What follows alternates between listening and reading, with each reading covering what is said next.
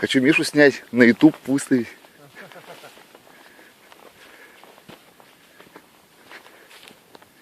Давай мы тебя рыбой объешь, а?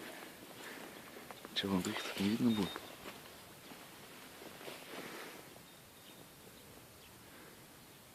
Ну, видно? Ну так, видно. Оттуда. Че, как, Андрюха, рыбалка? Отлично. Если бы не Миша, все бы замечательно было. Как, Ну, Миша, конечно, как я рыбалка? виноват. Я виноват, что они не наловили рыбы. Да? А что я виноват, что мне выпить охота? Вот и вся рыбалка.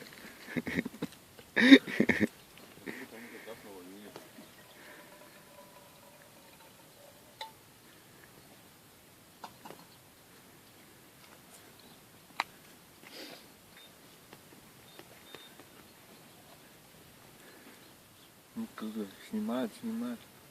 Что снимаешь? Ну-ка показывай.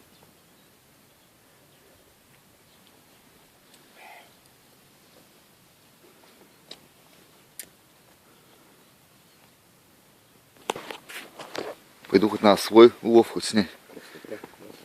Вообще красотища.